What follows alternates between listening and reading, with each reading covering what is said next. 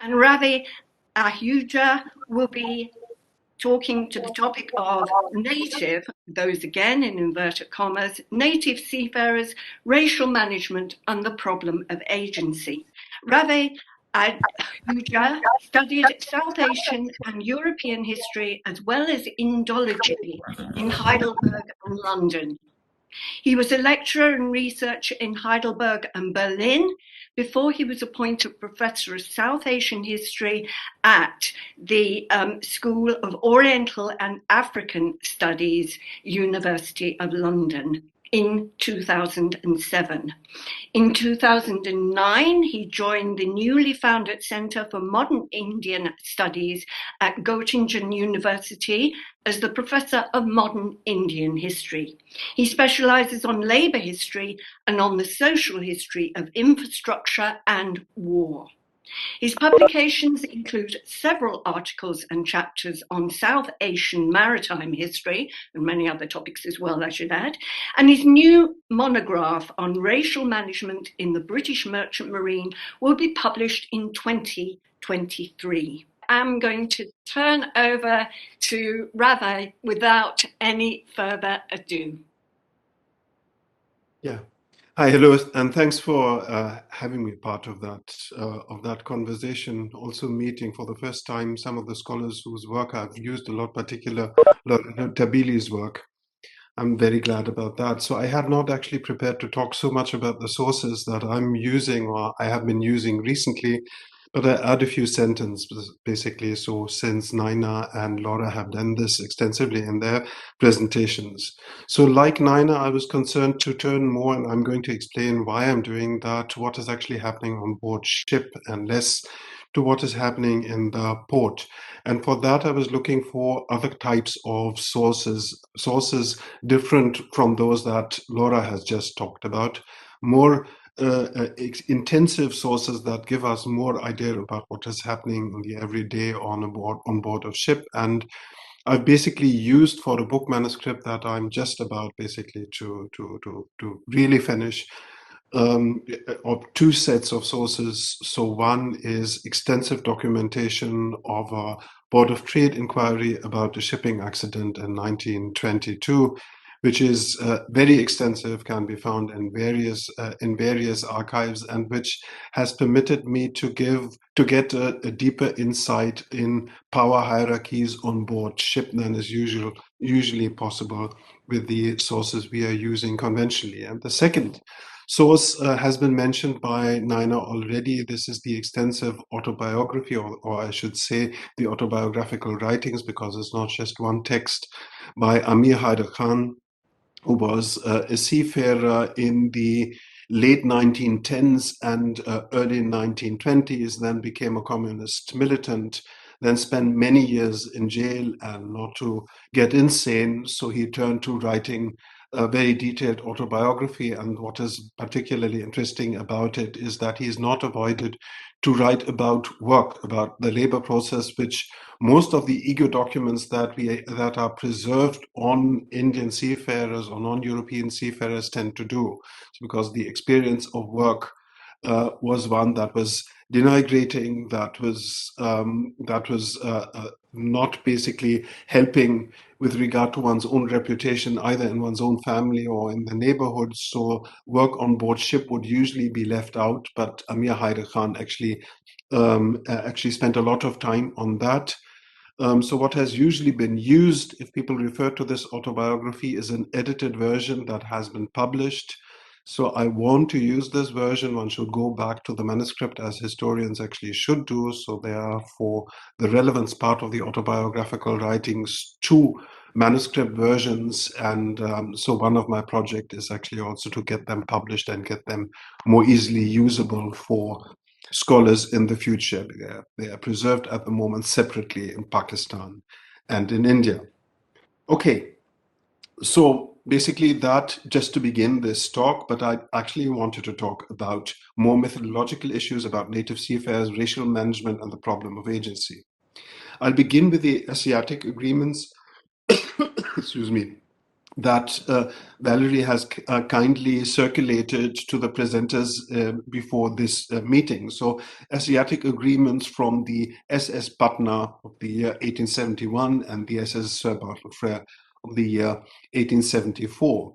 So Asiatic agreements, true agreements, what can we do with them? What can we learn? So from these agreements, so we can actually see the special stipulations for Asiatic sailors with regard to the duration of the contract, 12 months, and including the compulsory repatriation to the Indian subcontinent, which was the rule in these agreements.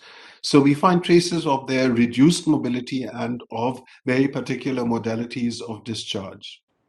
We find a very specific modality of ethnic segmentation documented in these two key agreements.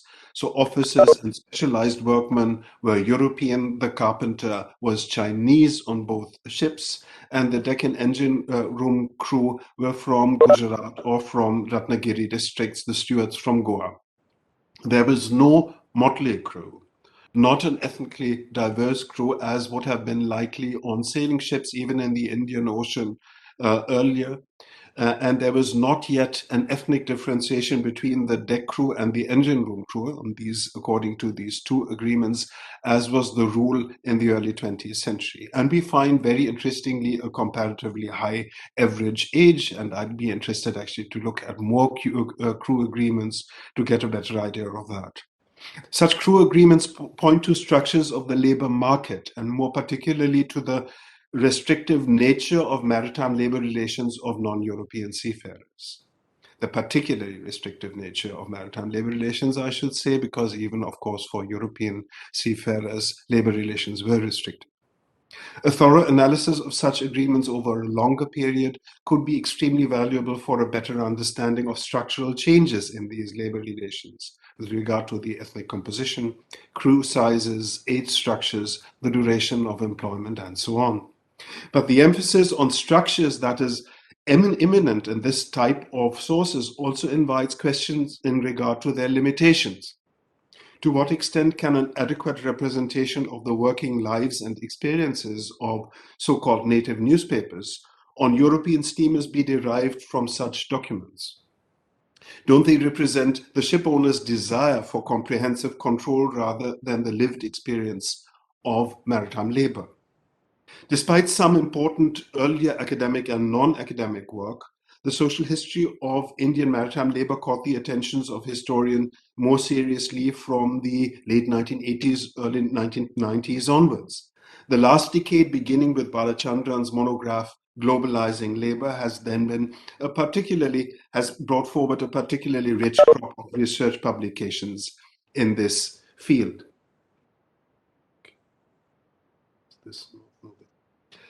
Historians tend to be less self-reflective than scholars, for instance, in social anthropology. We need to ask ourselves what rendered the so-called native newspapers such an interesting figure for researchers at this particular point of time.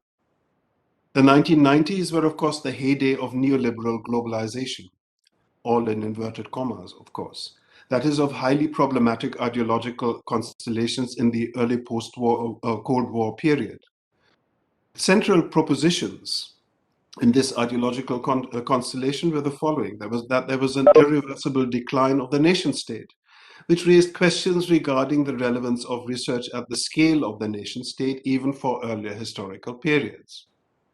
So this decline narrative is less plausible, of course, today. There was the assumption of an all-encompassing structure of global flows and networks that seemed to have a linear history of uniform expansion and intensification, ages of globalization piled upon each other. The emphasis on oceanic seascapes emerged as the spatial frame, as a particularly useful spatial frame for the analysis of these global flows and networks.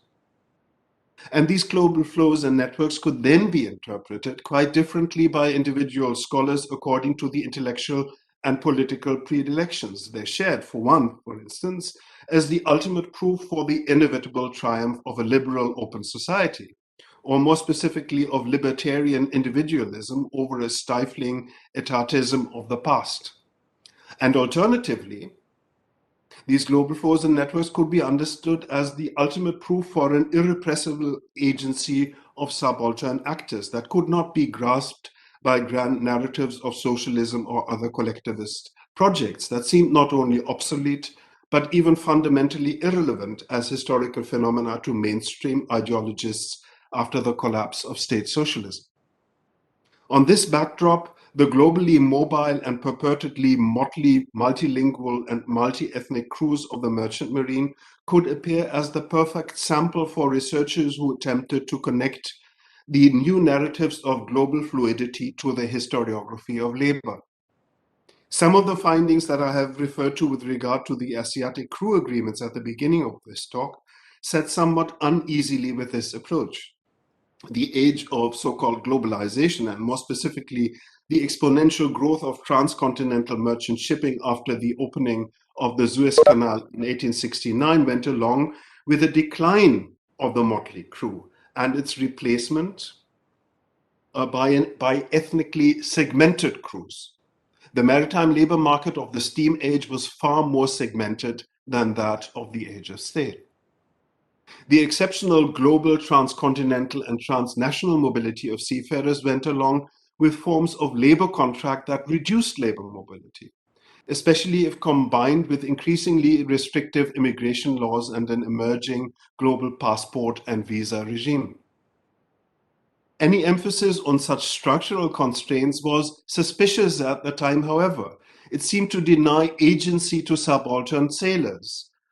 Agency, a term that came to replace increasingly an older language based on philosophical assumptions of a subject-object dialectic.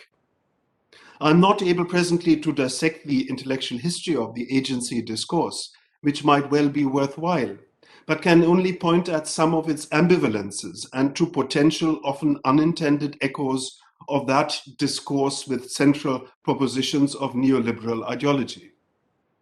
While the analysis of subject-object dialectics of processes of reification and social relations compelled researchers to frame their analysis of subaltern practice in the context of relations of social power and domination, the analysis of agency would often celebrate the ability of individuals to evade and bypass the fishnets of the mighty at particular moments. The fishnets of power thus often appeared as futile attempts of ruling groups to control an eventually uncontrollable crowd as expressions of anxiety rather than effectual means of control. Such interpretations could always draw on sufficient material in the world of maritime labor. Ethnic segmentation, for instance, was always socially constructed and permitted counter-constructs on the part of the subaltern. Indian seafarers could, for instance, jump ship in Britain and claim Jamaican or Maltese ethnicity to shift from Asiatic to regular European articles of agreement. So we have a number of cases. The emphasis on individual agency, the celebration of the myriad of irrepressible soldiers shwake in a maritime labor market could be expressed in a radical anti-authoritarian language by historians. But there was some ambivalence which came to the fore when the emphasis on agency was coupled with a belittlement of the structures of social power, and more specifically of the labor market and the labor process. In the extreme case, the prioritization of individual agency could blend into the neoliberal proposition that there was no such thing as society. In regard to research on non-European steamship workers and perhaps European steamship workers too, one practical implication of these biases was a strong spatial focus on the port city and a relative neglect of the ship itself. The port was, of course, the place where seafarers could assert their agency most effectively, where they could desert a ship, look for alternative modes of subsistence, even manipulate their ascribed ethnic identities. That quantitative proportions of those who actually did so were small did not figure in many historical accounts. But more importantly, the focus remained in this way on labor relations, their precariousness and relative fluidity, while the labor process on board ship rarely figured. Many historians gave short shrift in dealing with the maritime labor process on steamships, often by referring to a lazy proposition of de or unskilled labor which did not require further analysis. This had further consequences that were undesirable from my point of view, both in academic and in political terms. It was well known that racism was a most prominent feature of the maritime world of labor in the British Empire and elsewhere. There was Laura Tabili's important monograph that demonstrated the implication of state authorities and ship owners in racist discourses, policies, and practices without denying the undeniable exclusionary racism of British seamen's unions. But the major thrust of discussions of maritime racism was to identify it with white labor only, much as the contemporary liberal discourse has attributed the rise of right-wing populism to the white working class, despite all evidence pointing at a more complex picture. Not only agency tended to be removed from structures of social power, but also racism, which was made to appear as an attribute of an essentialized working class whiteness. My proposition is that a close-up analysis of maritime labor processes permits to reveal the benefits of racial management for employers, that is, of a composed and calibrated ethnic segmentation of workforces. Elizabeth Esch and David Rödiger have examined business strategy of management by ethnicity for the US-American post-slavery context. But I argue that very similar strategies could be found in the British Empire in the late 19th and early 20th centuries, and that merchant shipping in the age of steam is a particularly evocative case. At one level, racial management was constituted by a consensus among business and government elites that their claim to imperial power rested on their ability to optimize the allocation of the empire's labor resources according to presumably differential working capabilities of human races. Intelligence and physical strength, courage and docility, insubordination and discipline, vulnerability to heat, cold, or disease, the impact of age and requirements of accommodation, food, or compensation were all, according to this discourse, determined by racial essence and highly differentiated accordingly. The concrete propositions were always irrational, often bizarre, and consistently inconsistent. They appear at first sight as wishful thinking on the part of dominant classes, which had very little grounding in everyday practices and were unlikely to resonate much with the experience of working people. Just as any other regulatory text, they seem to assert a brittle claim to authority and an unconvincing denial of agency to the workers concerned. But for all their evident irrationality, I think I can demonstrate in a book manuscript that I presently try to finish that theories of racial management served as ideological abbreviations for perfectly workable management strategies. By recomposing the ethnicity of boiler room workforces, liner companies like the P&O could, for instance, generate labor regimes that differed substantially from those of Southampton-based transatlantic liner companies that Valerie Burton has examined so carefully. Instead of employing better paid and more permanently employed all-white family men from Southampton and thereabout, these companies employed ethnically segmented, much larger, but badly paid and more heavily supervised Indian crews in the top segment of merchant shipping to ensure high speed and excellent maintenance of their liners. Without being able to go into detail here, I argue that racial segmentation was clearly based on fictive, irrational racial categories, but still had a very material impact on working lives. Structures mattered on the labor market as much as of the labor process. But if we emphasize these structures of domination, are we not risking to fall into the trap of victimological narratives that deny agency to the seafarers recruited from colonial empires? I don't think that is necessarily so. We need to understand that ethnic segmentation was not simply a discourse, not merely an irrational elite narrative, but that it had very direct and material implications for the working lives of Indian and other non-European seafarers. Moreover, these structures of racial segmentation operated in a context of labor market competition to which all seafarers were subjected. Individual agency thus was prone to unfold within these structures of racial segmentation and competition. And I think I can show that this was not only the case with regard to white British seafarers, but also for their Indian colleagues. A close reading of the autobiography of Amir Haidar Khan, that is unusual in its soul-searching candidness and focus on labor processes, shows that a stubborn insistence of individual agency of an Indian seafarer in the 1920s, and the kind of labor conflicts that Naina has already talked about, could result in higher degrees of individual freedom, but only within a racialized world of labor, and very often by reproducing its structure by one's own actions.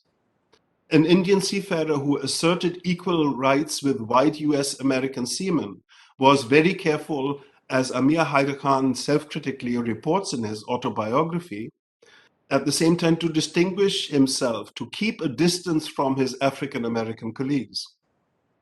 The problem of the vague and often mechanical concept of agency is its depoliticization, which comes along with individualization. A critical historiography of colonial maritime labor requires a much better understanding of the structures of labor markets and of labor processes to reconstruct the difficult continuum between structurally limited instances of individual rebellion, evasion, and escape on the one hand, and collective politicized modes of asserting subjectivity or agency that push against the boundaries of structures. I'm sure that a careful examination of Asiatic agreements can be an important step in this direction, but at the same time, we need to engage more closely with labor processes and trace sources permitting a deeper insight into the life worlds of seafarers recruited in the final decades of European colonialism in Asia and Africa. Thanks.